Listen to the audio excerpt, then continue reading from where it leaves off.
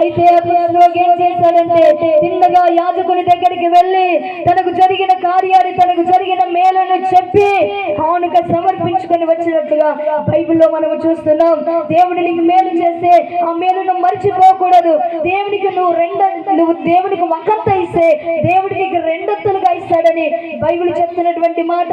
ఆ కృష్ణులోకి మేలు చేసినందువలన దేవుని మందిరానికి వెళ్ళి యాజకునికి దేహాన్ని కనపరుచుకొని కానుకొని సమర్పించినట్టుగా బైబిల్లో చూస్తున్నాం. దేవుడు నీకు మేలు చేస్తున్నాడు, కానీ దేవుడు చేసిన మేలను మర్చిపోతున్నావు. కానీ దేవునికి ఏమి ఇస్తున్నావు? దేవుడు నీకు ఎన్నో ఇచ్చాడు.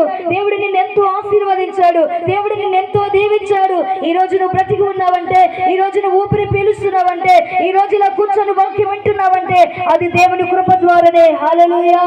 నీ డబ్బు వలన కానీ, నీ ధనం వలన కానీ, నీకున్న ఐశ్వర్యం వలన కానీ, నీకున్న పేరు ప్రఖ్యాత వలన కానీ నువ్వు బ్రతకట్లేదు.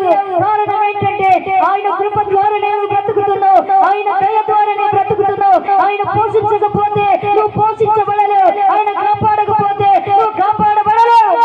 ఆ దేవుని మరిచిపోయి ఎంతకు నీవే నా బలం వలన సంపాదించుకొని, నా జ్ఞానం వలన సంపాదించుకొని, నా డబ్బు వలన సంపాదించుకొని నేను ఐశ్వర్యవంతునయ్యాను, నేను ఆస్తిపరునయ్యాను అనుకుంటే అది కుదరదని బైబిల్ చెప్తున్నటువంటి మాట. ఆ కుష్ఠరోగి దేవుడు మేలు చేశాడు. అతడి మందిరానికి వెళ్ళి కానుకను సమర్పించినట్లుగా బైబిల్లో చూస్తున్నాం. విధవరాలు 2 కాసులు ఉన్నదంతా వేసింది. ఆమె గొప్పగా వేసినట్లుగా ప్రభు ఆమెను మెచ్చుకున్నట్లుగా పరిశుద్ధ గ్రంథంలో చూస్తున్నాం. దేవుని మందిర పని కొరకై ఎందరో వేశారు, వారు దీవించబడినట్లుగా కూడా బైబిల్లో చూస్తున్నాం. నీవు కూడా ఇస్తే ఈ రాత్రి నిన్ను దీవించడానికి దేవుడు సంసిద్ధంగా ఉన్నాడు. నిన్ను ఆశీర్వదించడానికి ఆయన సంసిద్ధంగా ఉన్నాడు. నీవు దేవునికి ఏదైతే మొక్కుకున్నావో, ఏదైతే ఇస్తానని ఇవ్వలేకపోయావో, దాన్ని ఇవ్వకుండా నీ దగ్గరనే ఉంచుకొని నువ్వు శాపాన్ని అనుభవిస్తున్నావేమో. కానీ దేవునికి ఇచ్చి చూడు, ఆ తర్వాత దేవుడు నీకు ఏం చేస్తాడో. నువ్వు జీవితంలో మర్చిపోలేని కార్యాలు ఆయన చేయుటకు సమర్థుడు, శక్తి కలిగిన దేవుడు. హల్లెలూయా. అయితే దేవుడు దావీదుతో ఒక మాట అన్నాడు. ఒక వాక్యాన్ని చదువుకుందాము. కీర్తన గ్రంథం 68వ అధ్యాయము 29వ వచనాన్ని చదువుకుందాము. కీర్తన గ్రంథం 68వ అధ్యాయము 29వ వచనాన్ని చదవండి. 68వ అధ్యాయం 29వ వచనం. యెరూషలేములోని నీ ఆలయమును బట్టి రాజులు నీ యొద్దకు కానుకలను తీసుకుని వచ్చేదారు. హల్లెలూయా.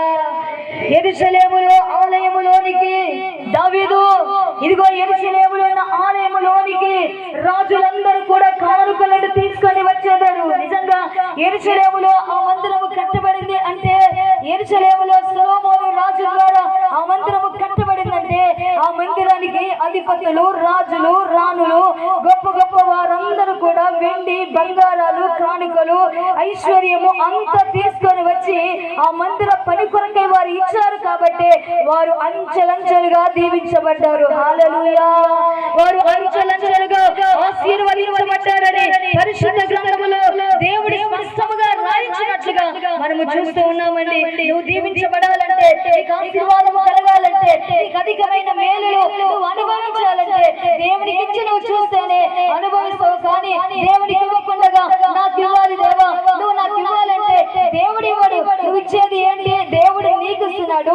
నీకు ఇచ్చినది నువ్వు దేవుడికి ఇస్తున్నావు. నువ్వు కొత్తగా ఏమి ఇవ్వట్లేదు. దేవుడు నీకు ఇచ్చిన దాన్ని నువ్వు ఇస్తున్నావు. కానీ దేవుడు నీకు ఇచ్చిన దానికంటే రెట్టింపుగా దేవుడు నీకు ఇస్తాడు. హల్లెలూయా. రెట్టింపు ఆశీర్వాదాలు నీకు కావాలంటే, అట్టి దీవెన నీకు కావాలంటే, అట్టి కృప నీకు కావాలంటే దేవుడు నిశ్చయముగా నీకు అనుగ్రహించాలి. అంటే ఈ రాత్రి ప్రభుకి ఇష్టపూర్వకముగా, హృదయపూర్వకముగా, మనోపూర్వకముగా నీవిచ్చినట్లయితే నిశ్చయముగా ఆయన కార్యాన్ని నువ్వు కన్నులారా చూస్తావు. హల్లెలూయా. ఆ కార్యాన్ని మనసారా అనుభవిస్తావు. హల్లెలూయా. ఒకవేళ నువ్వు పిశాచితనముగా ఇస్తే నీవు దీవెన పొందుకోలేవు. ఇదిగో నువ్వు పిశాచితనముగా ఇస్తే నువ్వు ఆశీర్వాదాన్ని పొందుకోలేవని బైబిల్ చెప్తున్నటువంటి మాట. అందుకే బలవంతంగా కాదు, కొనుక్కోకుండా కాదు, మసదోనియా సంఘస్థులు దేవునికి ఇచ్చుటలో నిజముగా వారు ముందడుగా ఉన్నారు. కాబట్టి అన్ని విషయాలలోనంట ఆ మసదోనియా సంఘాన్ని దేవుడు అభివృద్ధి చేసినట్లుగా, ఆశీర్వదించినట్లుగా పరిశుద్ధ గ్రంథములో మనం చూస్తున్నాం. ఒకప్పుడు వారికి ఏమీ లేదు, వారు చాలా పేదవాళ్ళే, పని చేసుకుని బ్రతికే వాళ్ళే. కానీ దేవుడి కృపను బట్టి వాళ్ళు ఒక ఉన్నత స్థితిలోనికి వెళ్ళారు. వారు కృప యందును, ఉపదేశమందును, ప్రేమ యందును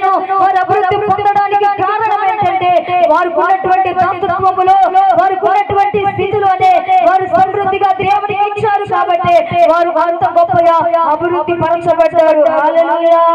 ఇప్పుడు నువ్వు కొంచెమే ఉన్నావు, కొంచెం స్థితిలోనే ఉన్నావు. అయితే నీవు దేవునికి ఇచ్చి చూడు, నీ స్థితి ఎలాగ మార్చబడుతుందో. నువ్వు కొంచెం మొదట్లో కొంచెముగా ఉన్నా, తుదకు నువ్వు మహాభివృద్ధిలోనికి దేవుడు నిన్ను తీసుకొని వెళతాడు. హల్లెలూయా.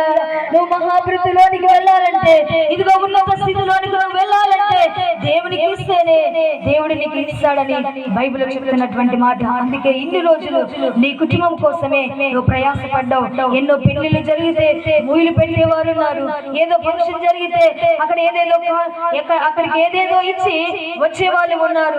మూయిలు పెడితే మరలా నీ పెళ్లికి, నీ కుమారుల పెళ్లికో, మీ కుమార్తెల పెళ్లికో వారు మరలా తిరిగి పెట్టాలి. వాళ్ళకు నువ్వు పెడతావు, వాళ్ళు నీకు తిరిగి పెడతారు. కానీ దాని ఫలం ఏమీ లేదు. నిజముగా నువ్వు దేవునికి ఇస్తే దేవుడు మరలా నీకు ఇవ్వడు. ఎప్పుడు ఇస్తాడో తెలుసా? నీవు ఇచ్చిన దానికంటే రెట్టింపుగా దేవుడు నీకు ఇస్తాడు. హల్లెలూయా. నువ్వు దేవునికి ఇస్తే దేవుడు నీకు రెట్టింపుగా దయచేస్తాడని బైబిల్ చెప్తున్నటువంటి మాట. అందుకే ప్రభువా, నేను ఎంతకాలము ఇవ్వాలనుకున్నా కానీ ఇవ్వలేకపోయా. ఎన్నోసార్లు దేవుని మందిరానికి వెళ్ళి కానుక సమర్పించుకోవాలనుకున్నా కానీ సమర్పించుకోలేకపోయా. నిజంగా సాతాను ఏం చేస్తాడో తెలుసా? నువ్వు ఇవ్వాలని తీసుకొస్తావు, కానీ వేసే ముందర సాతాను ఎందుకు వేస్తావు? నీ కుటుంబంలో అది లేదు, ఇది లేదు, నువ్వు అది తెచ్చుకోవాలి, నీ పిల్లలకు అది కావాలి. సాతాను ఇలా చూపిస్తా ఉంటాడు. అందుకే మనం సాతానుకు లొంగిపోకూడదు. దేవునికి లొంగిపోయి దేవునికి శిరస్సు వంచి దేవుని ఆజ్ఞల ప్రకారముగా, దేవుని కట్టడాల ప్రకారముగా మనము నడుచుకొని దేవుని దీవెనలు, ఆశీర్వాదాలు మెండుగా పొందుకుందాము. దేవుడి వాక్యాన్ని దీవించి ఆశీర్వదించును గాక.